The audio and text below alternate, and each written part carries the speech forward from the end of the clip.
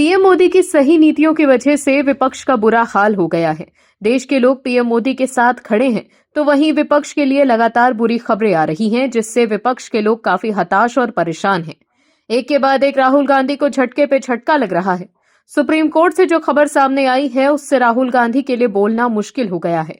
Supreme court के फैसले के बारे में आगे बताएंगे आपको। उससे पहले बता दें कि कैसे कांग्रेस के नेताओं ने एक पोस्ट से बवाल मच गया है और बीजेपी ने जबरदस्त पलटवार भी किया है।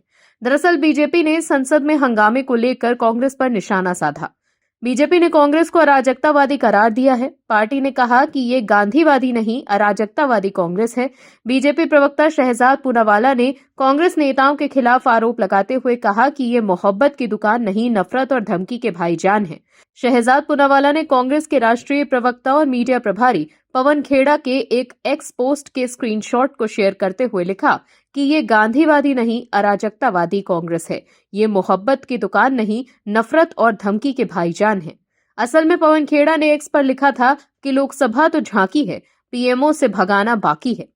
दरअसल पूर्व सेना अध्यक्ष एमएन नरवणे की किताब और अमेरिका से ट्रेड डील को लेकर विपक्ष के हंगामे के कारण पीएम मोदी लोकसभा में राष्ट्रपति द्रौपदी मुर्मू के अभिभाषण पर धन्यवाद प्रस्ताव पर गुरुवार को अपनी बात नहीं रख पाए, जिसकी प्रतिक्रिया में पवन खेड़ा ने लिखा कि लोकसभा तो झांकी है, पीएमओ से भगाना बाकी है।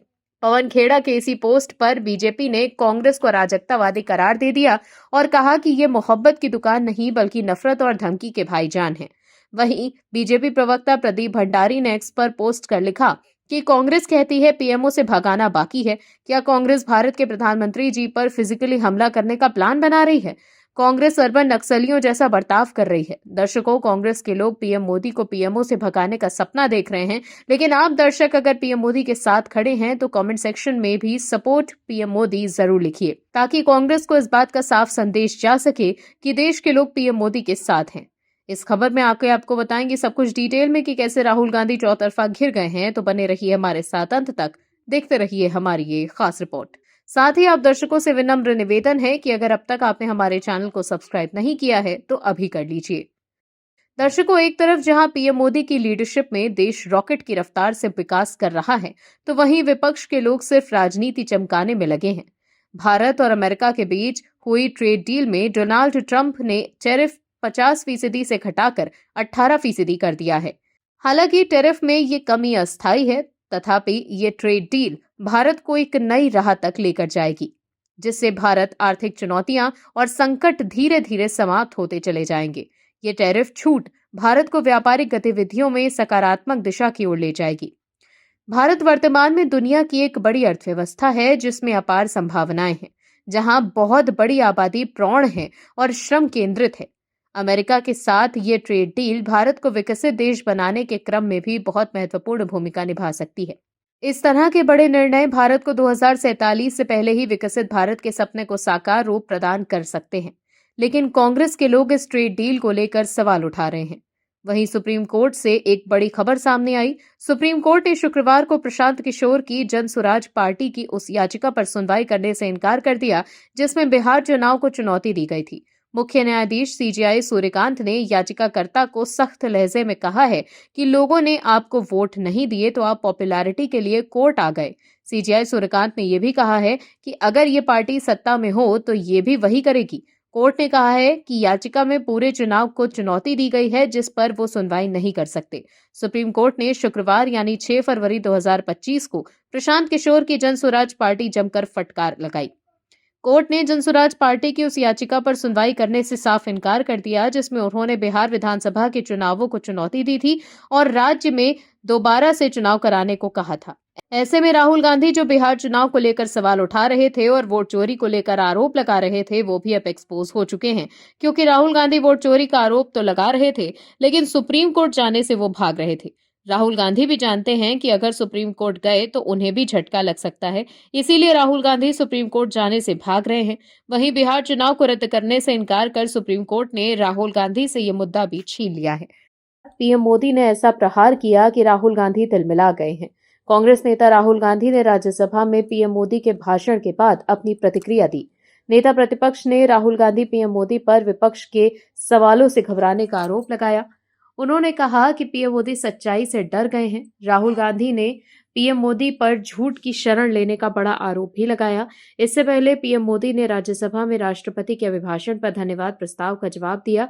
भाषण के दौरान विपक्ष ने पहले नारेबाजी की, इसके बाद विपक्षी सदस्य सदन से वॉकआउट कर गए। हालांकि अब पीएम मोदी ने राहुल गांधी को एक्सपोज कर दिया है। इसके बाद अब कांग्रेस के नेता राहुल गांधी को बचाने में लगे हुए हैं। दर्शकों, पीएम मोदी ने गुरुवार को राज्यसभा में राष्ट्रपति के अभिभाषण पर धन्यवाद प्रस्ताव पर जवाब दिया। पीएम मोदी ने कहा कि विकसित भारत की यात्रा में पिछले साल देश के तेजी से विकास के साल रहे हैं। ये जीवन के हर क्षेत्र में, समाज के हर वर्ग में बदलाव का दौर रहा है। देश सही दिशा में तेजी से आगे बढ़ रहा है। उन्होंने दुनिया के 9 देशों के साथ ट्रेड डील का जिक्र किया। इसके साथ ही उन्होंने यूरोपियन यूनियन के 27 देशों के साथ मदर ऑफ ऑल डील का भी जिक्र किया। प्रधानमंत्री मोदी ने अपने संबोधन में कांग्रेस नेता और लोकसभा में विपक्ष के नेता राहुल गांधी पर तीखा प्रहार किया। पीएम मोदी ने केंद्रीय रेल राज्य मंत्री रवनीत सिंह बिट्टू को लेकर राहुल गांधी की टिप्पणी को सिख समुदाय का अपमान बताया। पीएम ने कहा कि इसी सदन के एक माननीय सांसद को कांग्रेस के शातिर दिमाग युवराज ने गद्दार कह दिया। अहंकार कितना 7वें आसमान पर पहुंच गया है इनका। कांग्रेस छोड़कर कितने ही लोग निकले हैं, किसी और को तो नहीं कहा। ये सिख थे। ये सिखों का, गुरुओं का अपमान था। सिखों के प्रति उनके मन में जो नफरत भरी पड़ी है, इसी के कारण कल कहा है। उन्होंने आगे कहा कि वो भी ऐसे व्यक्ति को कहा जिनका परिवार देश के लिए शहादत देने वाला परिवार है, सिख है। इसीलिए गद्दार कहना दुर्भाग्य की बात है। सिखों के प्रति कांग्रेस के मन में क्या भाव है, वहीं रवनीत बिट्टू को गद्दार कहने के मुद्दे पर कांग्रेस दिल्ली से लेकर पंजाब तक घिर चुकी है। दिल्ली बीजेपी के सिख नेताओं ने सड़क पर उतरकर जमकर विरोध प्रदर्शन किया। वहीं रवनीत सिंह बिट्टू पर राहुल गांधी के बयान का पंजाब कांग्रेस के नेता हर तरह से बचाव कर रहे हैं। बीजेपी ने कांग्रेस नेता की बात को सिखों के अपमान से जोड़ दिया है।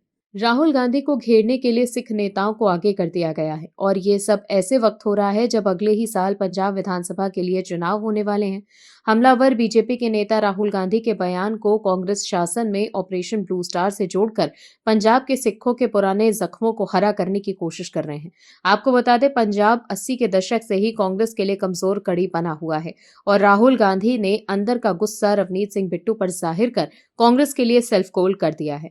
ऐसा माना जा रहा है ऐसे वक्त जबकि बजट सत्र में विपक्षी केंद्र में सत्ताधारी बीजेपी को मजबूती से घेरने की कोशिश कर रहा है, राहुल गांधी ने नई मुसीबत मोल ले ली है। राहुल गांधी पूर्व army chief general MN Naravane की अप्रकाशित किताब के बहाने और ममता बनर्जी पश्चिम बंगाल में एसआईआर के नाम पर बीजेपी और पीएम मोदी को घेरने की कोशिश कर रहे हैं और कहा कि रवनीत सिंह बिट्टू प्रकरण ने बचाव की मुद्रा में ला दिया है। गांधी ने रवनीत सिंह बिट्टू को गद्दार बोलकर बड़ी राजनीतिक भूल कर दी है। जिस तरह से बीजेपी के सिख नेताओं ने हमला बोल दिया, उससे तो ऐसा ही लगता है। बीजेपी अध्यक्ष नितिन नबील का कहना है कि कांग्रेस का इतिहास सिखों से नफरत भरा रहा है। राहुल गांधी के व्यवहार में वही मानसिकता फिर से नजर आई। नितिन नबील ने कहा है कि बिट्टू के लिए गद्दार शब्द सिख विरोधी सोच का जीता जागता उदाहरण है। कांग्रेस का ये व्यवहार दुनिया भर में बसे सिखों और उसकी देशभक्ति का अपमान है। भारत का सिख समाज कांग्रेस की नफरत भरी राजनीति को कभी बर्दाश्त नहीं करेगा। वहीं राहुल गांधी पर रवनीत सिंह ने बड़ा आरोप लगाया है, जब मैंने हाथ नहीं मिलाया तो राहुल गांधी ने फिजिकल अटैक करने की कोशिश की, मेरी पगड़ी भी उतार देते। कांग्रेस महासचिव केसी वेणुगोपाल और सांसद सुखजिंदर सिंह रंधावा ने उन्हें रोका था। वहीं रायबरेली में योगी सरकार के मंत्री ने होर्डिंग लगाकर राहुल गांधी पर निशाना साधा। राज्य मंत्री दिनेश प्रताप सिंह की तरफ से लगाई गई होर्डिंग में सबसे बड़े पहले अक्षरों में लिखा गया, गद्दार कौन, असली सरदार रवनीत सिंह बिट्टू या फिर नकली गांधी राहुल गांधी। होर्डिंग में आगे लिखा गया, गद्दारी कांग्रेस से संपूर्ण देश की देवतुल्य जनता ने कांग्रेस छोड़ा। क्या राहुल गांधी उसे गद्दार कहते हैं और ममता दीदी वफादार हैं? इससे ठीक दूसरी ओर लिखा गया, गद्दारी भारत से, भारतवासियों से, भारत संस्कृति से और संस्कारों से, प्रभु श्री राम से, सरदार पटेल से, सुभाष चंद्र बोस से, डॉक्टर एपीजे अब्दुल कलाम से, फिरोज गांधी से, मेनका गांधी से लेकर उत्तर प्रदेश के मुरादाबाद जिले के व्यवसायी वाड्रा परिवार तक। दर्शकों, किताब पॉलिटिक्स पर निशिकांत दुबे ने कांग्रेस को एक्सपोज करके रख दिया है। बीजेपी सांसद निशिकांत दुबे ने अब घोषणा की कि वो गांधी नेहरू परिवार पर एक फिजिकल और ऑनलाइन लाइब्रेरी बनाने की योजना बना रहे हैं। इस पहल का उद्देश्य उनके कथित गलत कामों, करप्शन और विवादित पॉलिसी फैसलों को जनता के सामने पेश करना है। निशिकांत दुबे ने कांग्रेस पर सत्ता की भूख और कई नेशनल मुद्दों के लिए जिम्मेदार ठहराने का आरोप लगाया है। उन्होंने कहा कि कांग्रेस ने पाकिस्तान के निर्माण, कश्मीर से जुड़े विवाद और विदेशी पार्टियों के साथ हुए समझौतों के मामले में गलतियां की हैं। इस लाइब्रेरी के माध्यम से जनता को इन तथ्यों के बारे में जानकारी मिलेगी। न्यूज एजेंसी एएनआई से बातचीत में निशिकांत दुबे ने कहा है कि हमारी लड़ाई पाकिस्तान के खिलाफ है, लेकिन ये जानना जरूरी है कि इसे किसने बनाया और कौन जिम्मेदार था। कांग्रेस ने साल 2008 में चीनी कम्युनिस्ट पार्टी के साथ समझौते किए। इन सब का असर आज भी देश पर पड़ रहा है। निशिकांत दुबे ने सोशल मीडिया पर भी पोस्ट करके कहा कि ये लाइब्रेरी आने वाली पीढ़ियों और रिसर्चर्स के लिए एक रिसोर्स का काम करेगी। उन्होंने जनता से सहयोग और सुझाव मांगे। निशिकांत दुबे ने एक्स पर लिखा है कि मैंने नेहरू गांधी परिवार के गलत कामों, करप्शन पॉलिसी से हुए नुकसान और उनकी पर्सनल एक्टिविटी से हुए नुकसान पर लाइब्रेरी बनाने का फैसला किया है। आप सभी लोगों से मुझे सहयोग, सुझाव की आवश्यकता है। ये पुस्तकालय आने वाली पीढ़ियों, शोध करने वाले छात्रों के लिए एक आदर्श स्थान होगा। वहीं एक दूसरे पोस्ट में निशिकांत दुबे ने लिखा है कि कांग्रेस की सांसद प्रियंका गांधी जी ने लोकसभा में नेहरू पर चर्चा करने की मांग की थी। मैंने गांधी नेहरू परिवार की कारगुजारियों के लिए पुस्तकालय ही बनाने का फैसला किया। वहीं एक एक्स पोस्ट पर निशिकांत दुबे ने लिखा है कि जिनको बोलना आता है वो बोलते हैं। भारत की समस्या का उद्गम नेहरू गांधी परिवार है, उनका समाधान 140 करोड़ भारतीय हैं, जिनके नेता माननीय प्रधानमंत्री मोदी जी हैं। इससे पहले लोकसभा में राष्ट्रपति के अभिभाषण पर धन्यवाद प्रस्ताव का जवाब न देने पर पीएम मोदी पर निशाना साधते हुए कांग्रेस नेता केसी वेणुगोपाल ने एक्स पर लिखा था कि पूरा देश हैरान और परेशान था कि लोकसभा में माननीय राष्ट्रपति के अभिभाषण पर धन्यवाद प्रस्ताव का जवाब देने से प्रधानमंत्री ने क्यों इनकार कर दिया। मैंने आज सदन की प्रक्रिया और साथ ही नियमों के उल्लंघन के संबंध में माननीय लोकसभा स्पीकर को लिखा है। वहीं कांग्रेस नेता केसी वेणुगोपाल को एक्स पर जवाब देते हुए निशिकांत दुबे ने लिखा है कि लोकसभा के नियम 389 के तहत सभी नियमों का अंतिम निर्णय लोकसभा अध्यक्ष के पास निहित है। माननीय प्रधानमंत्री जी ने लोकसभा अध्यक्ष के सदन में नहीं आने के आग्रह आदेश का पालन किया। काश राहुल गांधी जी को लोकसभा पद की गरिमा तथा नियमों की जानकारी आप या आपकी पार्टी देती। तो देखा आपने कैसे निशिकांत दुबे ठोस तथ्य और सबूत के साथ कांग्रेस को एक्सपोज कर रहे हैं। जिस तरह से सटीक रिसर्च के साथ निशिकांत दुबे कांग्रेस की पोल खोलते नजर आ रहे हैं, उससे पीएम मोदी भी निशिकांत दुबे की जमकर तारीफ करते हैं।